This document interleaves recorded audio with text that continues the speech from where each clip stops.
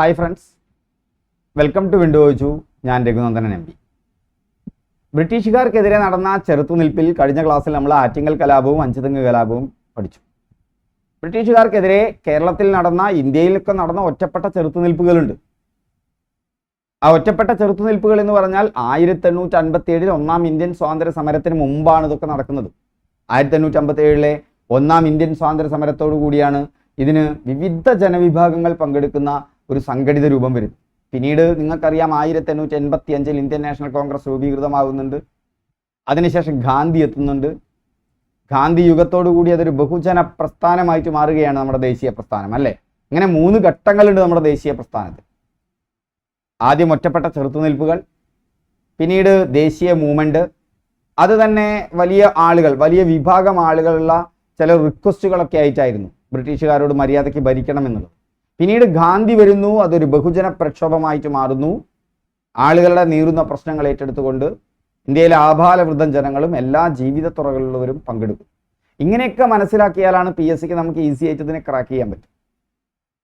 അപ്പോൾ ആദ്യ കാലഘട്ടങ്ങളിൽ ബ്രിട്ടീഷുകാർക്കെതിരെ കേരളത്തിൽ കൊടുമ്പിരി കൊണ്ട് സമരം നടന്നിട്ടുണ്ട്. പ്രത്യേകിച്ച് ദക്ഷിണേന്ത്യയിൽ നടന്ന ആദ്യത്തെ ഗിരിവർഗ കലാപം, ഏക ഗിരിവർഗ കലാപം കുറിച്യ കലാപമാണ്. ഉത്തരേന്ത്യയിൽ മറ്റ് പലയിടത്തും ഗോത്രവർഗക്കാർ ബ്രിട്ടീഷുകാർക്കെതിരെ സമരം ചെയ്തിട്ടുണ്ട്. എല്ലാവരുടെയും ജീവിതത്തിനെ നരകമാക്കുന്ന ഒരു ഭരണമായിരുന്നു ബ്രിട്ടീഷുകാരുടേത്. പഴശ്ശി കലാപത്തെക്കുറിച്ച് നമുക്കൊന്ന് പഠിക്കാം.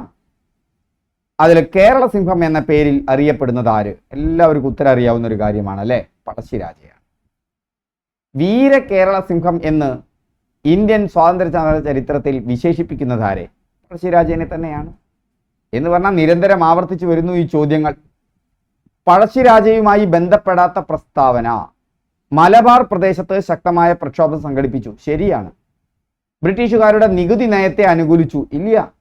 നേരത്തെ നമ്മൾ ആറ്റിങ്ങൽ കലാപവും അഞ്ചുതെങ്ങ് കലാപവും ഒക്കെ കുരുമുളകുമായി ബന്ധപ്പെട്ടതാണ്. അഞ്ചുതെങ്ങ് കലാപം കുരുമുളകിന്റെ വ്യാപാര കുത്തകയും, ആറ്റിങ്ങൽ കലാപം ഉമയമ്മ റാണിക്ക് പാരിതോഷികം കൊടുക്കാൻ എട്ടുവിട്ടൽ പിള്ളമാരുടെ, അന്നത്തെ പ്രഭുക്കന്മാരുടെ സഹായമില്ലാതെ ചെയ്തു എന്നുള്ളതുമാണ്. പക്ഷെ ഇവിടെ നികുതി നയത്തിനെതിരായ പ്രക്ഷോഭമാണ് പഴശ്ശിരാജയുടെ വിപ്ലവം എന്ന് പറയുന്നത്. അപ്പോൾ അവിടെ ബ്രിട്ടീഷുകാരുടെ നികുതി നയത്തെ അനുകൂലിച്ചു എന്നുള്ളത് തെറ്റാണ്. അത് ബന്ധപ്പെടാത്ത പ്രസ്താവനയായതുകൊണ്ട് ബി ആണ്. ഒളിപ്പോരിൽ ഗറില്ല യുദ്ധമുറയാണ് അദ്ദേഹം നടപ്പിലാക്കിയത്. ബ്രിട്ടീഷ് അധികാരികളെ വെല്ലുവിളിച്ചു. ഏത് വിപ്ലവത്തിന് സാക്ഷ്യം വഹിച്ച മലയാണ് പുരളിമല? പഴശ്ശി വിപ്ലവത്തിന് സാക്ഷ്യം വഹിച്ച മലയാണ് പുരളിമല. പുരളിമല ഓർത്തു വയ്ക്കുക. ബ്രിട്ടീഷ് രേഖകളിൽ കൊട്ടോട്ട് രാജ, പൈച്ചി രാജ, 2 പേരുകളുണ്ടായിരുന്നു. ഈ പേരുകളിൽ അറിയപ്പെടുന്ന രാജാവ് പഴശ്ശിരാജയാണ്. കൊട്ടോട്ട് രാജ, പൈച്ചി രാജ. ഓക്കെ, 2 ഓർത്തു വയ്ക്കുക.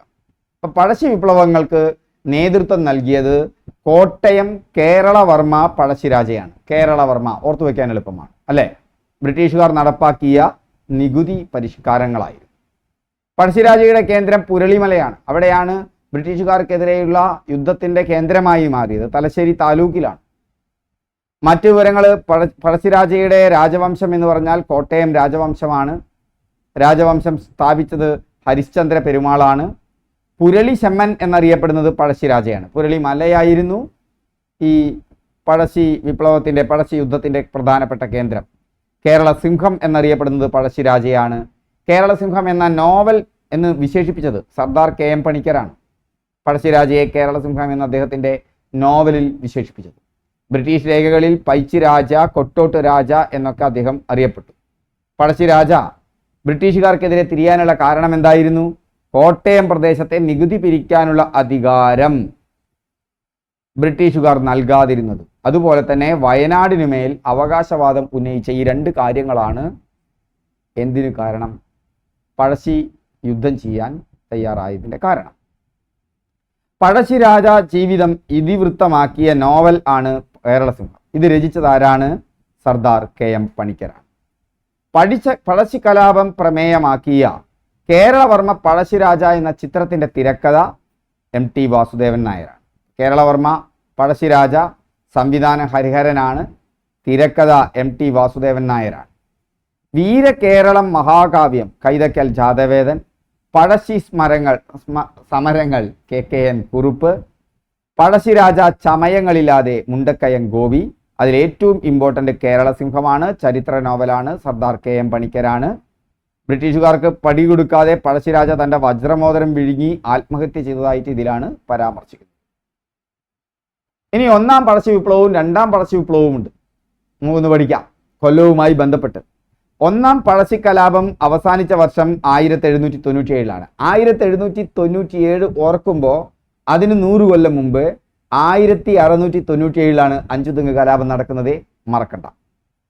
ഒന്നാം പഴശ്ശി വിപ്ലവത്തിനുള്ള ഏറ്റവും പ്രധാന കാരണം ബ്രിട്ടീഷുകാരുടെ തെറ്റായ നികുതി നയമാണ്. ഒന്നാം പഴശ്ശി വിപ്ലവത്തിനുള്ള പ്രധാന കാരണം ഇപ്പം ബ്രിട്ടീഷുകാരുടെ തെറ്റായ നികുതി നയമാണ്. 1793 മുതൽ 1797 വരെയായിരുന്നു ഈ കലാപങ്ങൾ.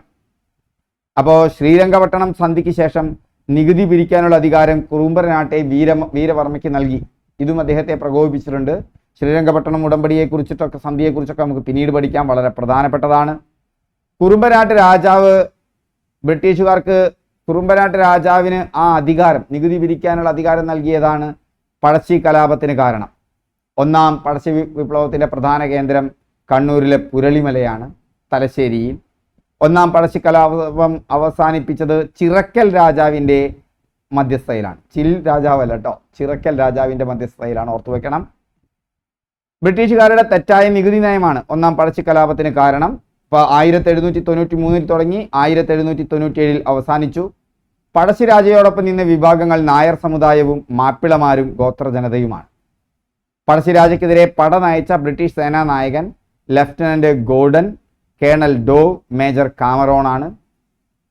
വിപ്ലവം അവസാനിക്കാൻ ഇടനിലക്കാരനായ രാജാവ് ചിറക്കൽ രാജാവാണ്, മറക്കണ്ട.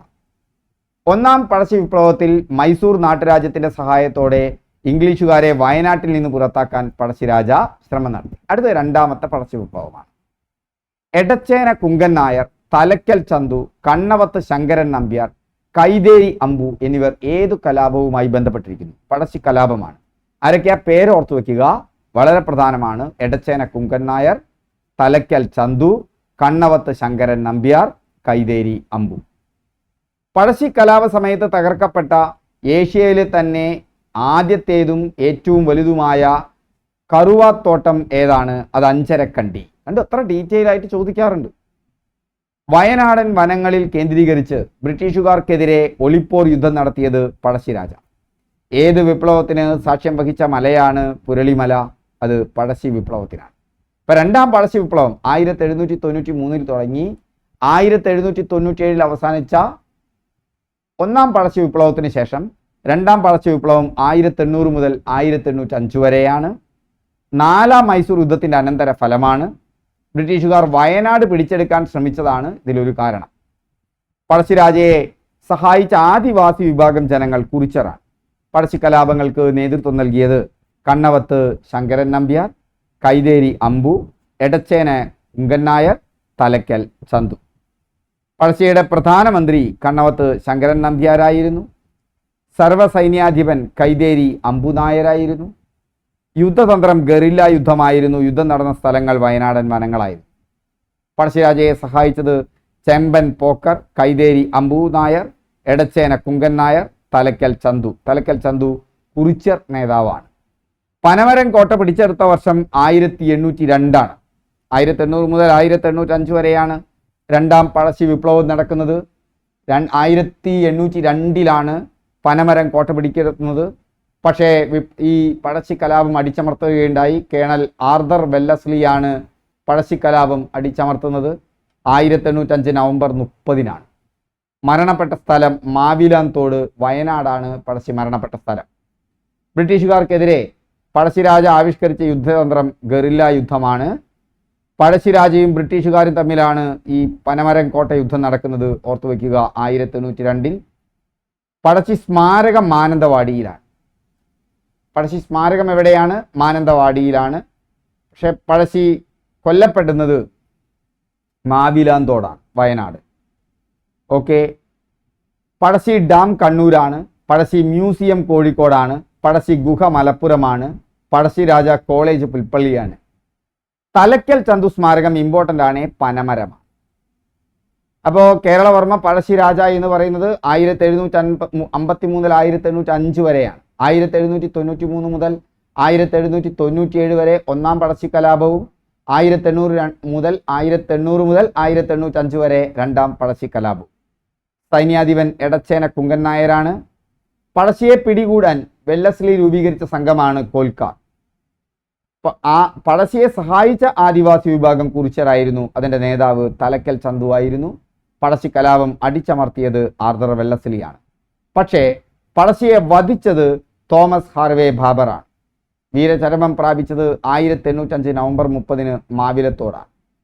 കേരള സിംഹം പറങ്കി പടയാളികൾ സർദാർ KM പണിക്കർ എഴുതിയ ചരിത്ര നോവലാണ്.